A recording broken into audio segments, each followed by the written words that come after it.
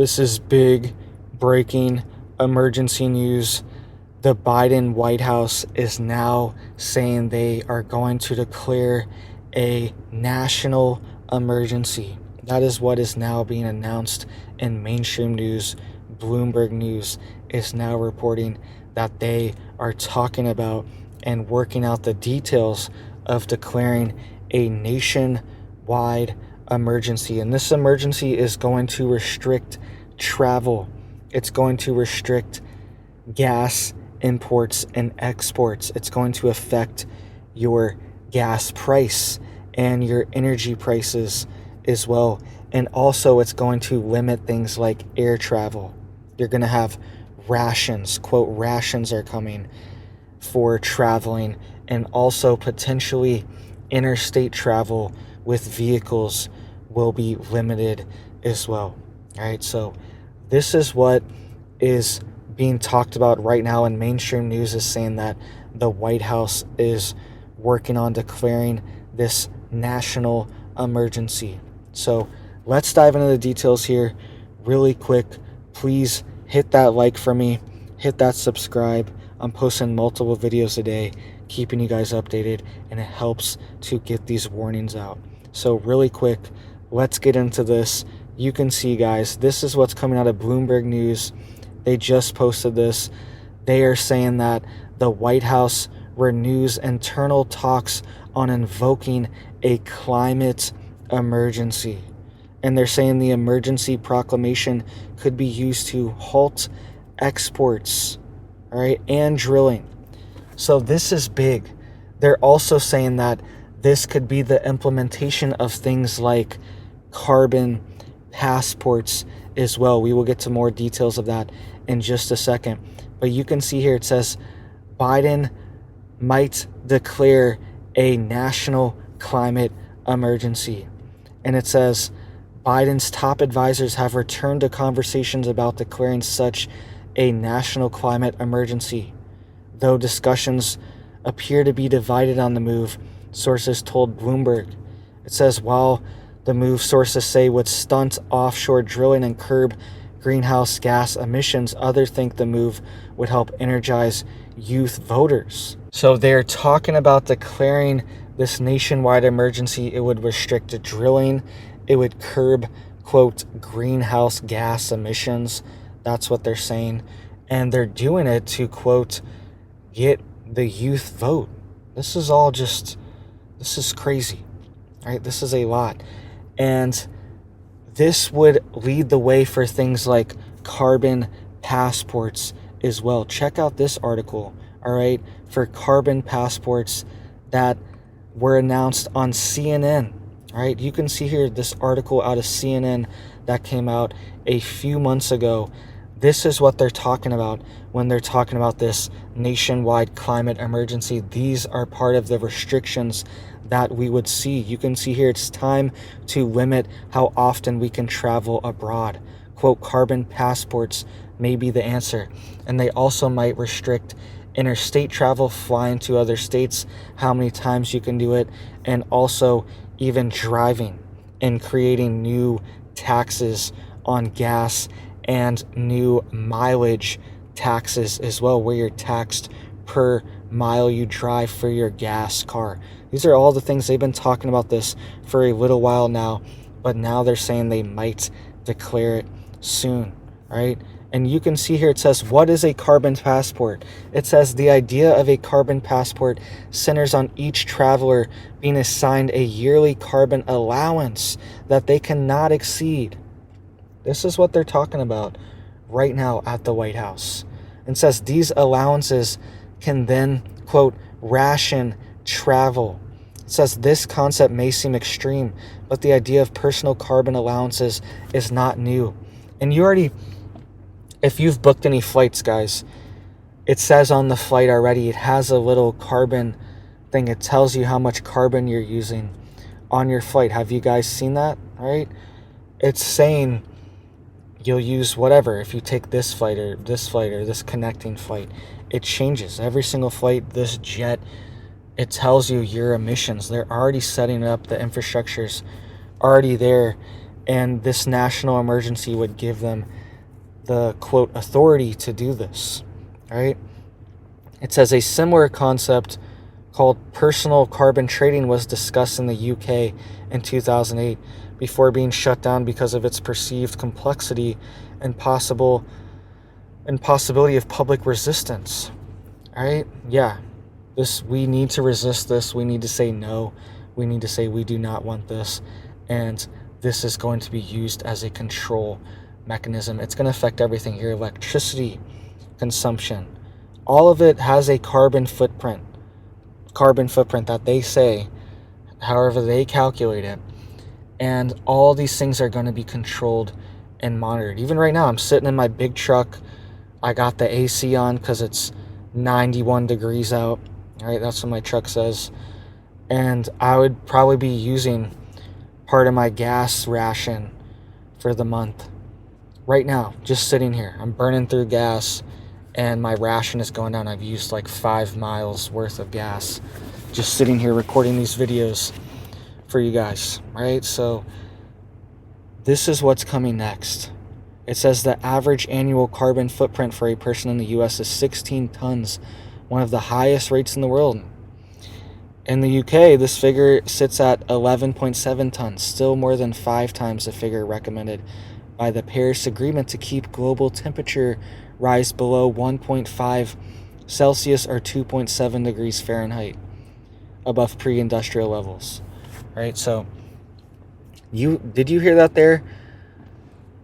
5 times you need to reduce your carbon footprint by 5x to be in compliance with this treaty. And this treaty, we're on board with it. This is all part of it. They're trying to really make it law and real regulation inside the US that's going to affect your life, right? And 5 times. That's insane. It's insane.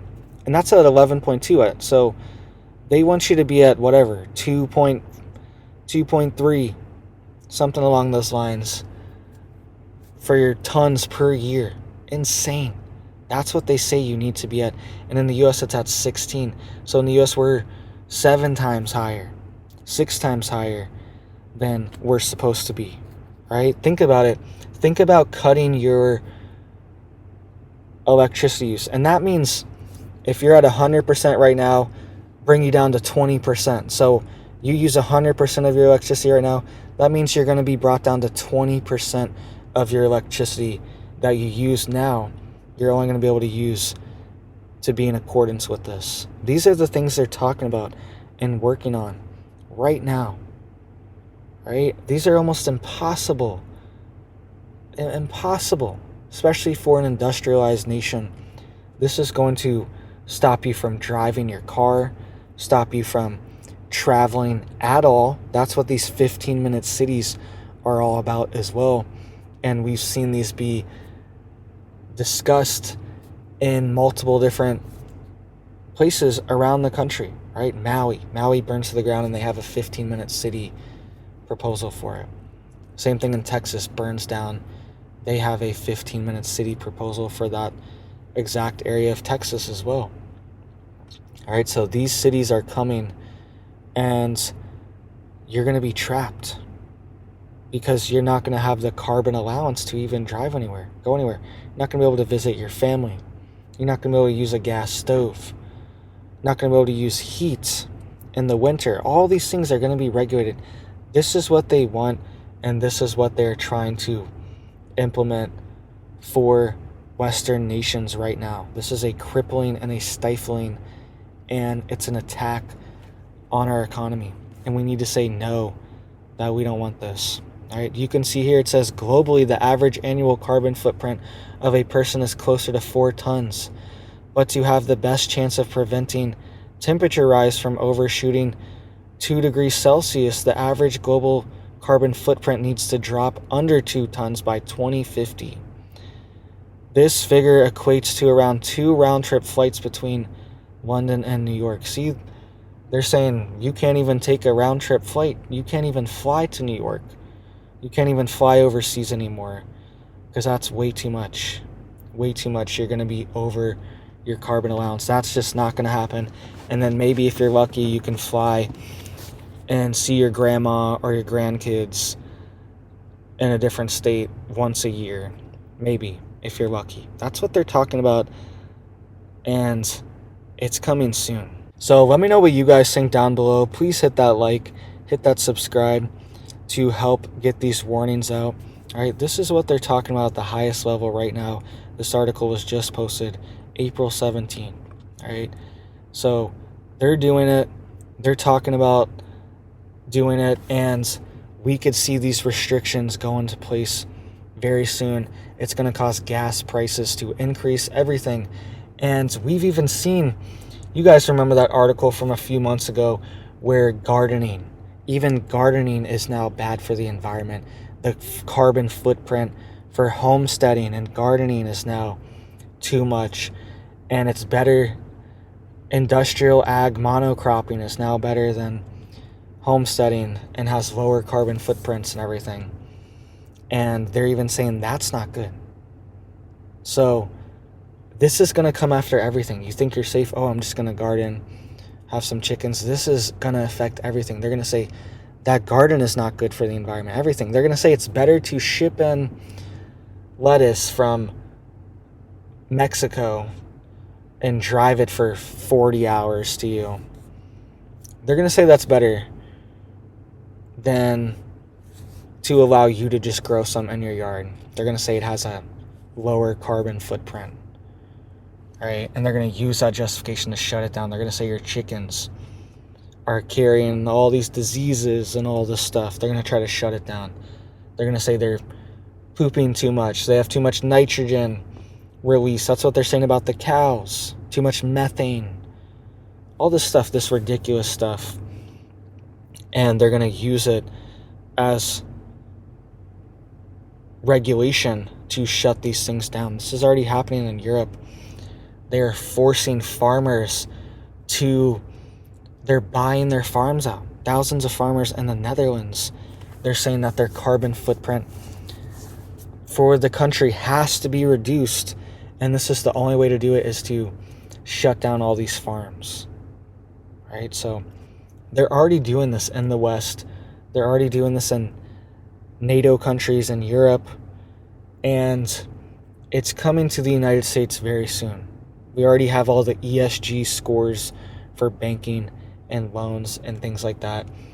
And we could see this targeting agriculture and farming as well. Right? So get yourself ready. Get out on your homestead now. Now is the time. And it takes time to plan. It's hard to get out there. But once you get out there, you don't want to leave.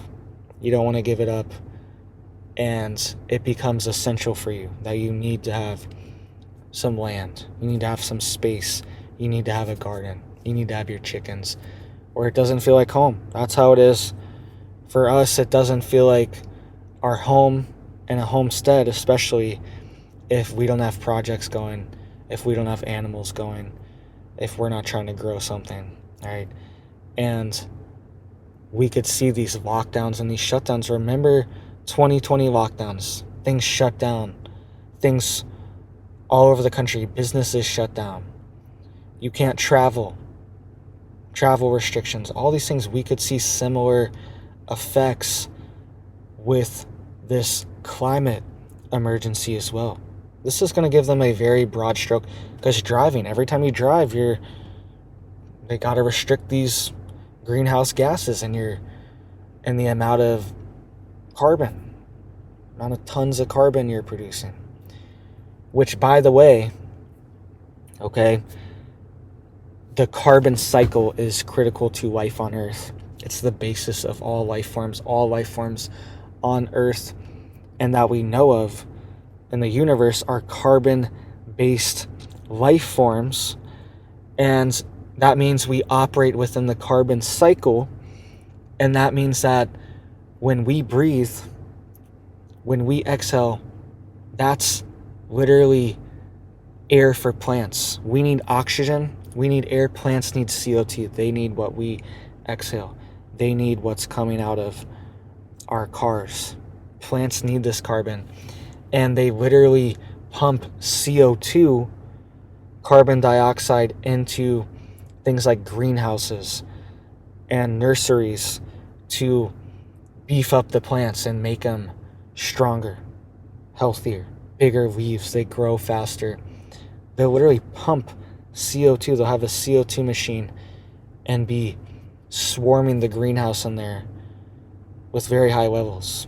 Sometimes you got to be careful going in there because the CO2 is so high, and the plants love it. The plants thrive and they grow faster than ever. Right? So this is all a natural cycle. All the things that they are targeting are very natural. They never like, oh, we need to crack down on the lead in your kid's Lunchable. All right, you remember that story? We need to crack down on all the crap that's being sprayed everywhere. Pesticides, stuff in the air, everything. They're never saying, oh, we need to crack down on forever chemicals in the water. All these things. There's never a crackdown on that, but there's a crackdown on CO2, which is one of the most natural. If there was no CO2, the earth would not exist. Right? We can exist without forever chemicals, microplastics, all this junk that's being produced right now, but we cannot. The earth would not exist without carbon. Plants would not, animals would not, the entire cycle would not exist. There's a nitrogen cycle. They always target nitrogen as well from cows' urine and methane from their flatulence, which is, there's a methane cycle as well. All these things, all this stuff, plants need nitrogen. It's one of the main components for plant growth. NPK, nitrogen, potassium, or nitrogen, phosphorus, potassium, right? So all these things, it doesn't make sense. It's like attacking the water cycle. It's like, oh, this water it's creating erosion. It's eroding these buildings away. It's destroying all of our roads and creating potholes, and it's causing massive flooding. Right? That's essentially the level that we're on here, is that they want to restrict water. And they're saying that water is, we need to have a national emergency for water. Maybe for other things going on with water, right? Things that manipulations going on, things like that. You know what I'm talking about. But that's the level that we're talking about here. So get yourself prepared, grow a garden, get some chickens, get a truck. All right, electric's cool. Right? I've never even driven an electric car. They seem cool. It seems like they have a lot of torque and power. But for reliability standards, I'm not going to get an electric car. Right? So, but solar's great. I want to get solar soon. But electric, it just doesn't have what I need. I need a truck. I need a big truck to tow my RV, to move stuff around, move homestead stuff around, farm stuff. I need it nice and big to carry my family around, carry my kids around, fit car seats, right? And I need it reliable too. We've traveled all over the country. And also, they're going to be able to shut down the electric cars as well, because they're going to ration your electricity. So it's like, that electric car is going to be using a lot of electricity. It's going to have a ton. It's going to be a big draw on your house, on your bill, right? And they could shut that down at a moment's notice. They can control the electric cars. That's what I worry about. And also getting just like stranded, things like that. And you can't have gas tanks. Maybe you bring a generator and charge it up, but you have to wait for that. You have to wait to charge it, all these things. You can't just dump gas into the car and get going again. All right, so thank you guys. Please get prepared, get ready, stay safe. I hope you have big blessings for your life, your family, and I hope you have a big old blessed day.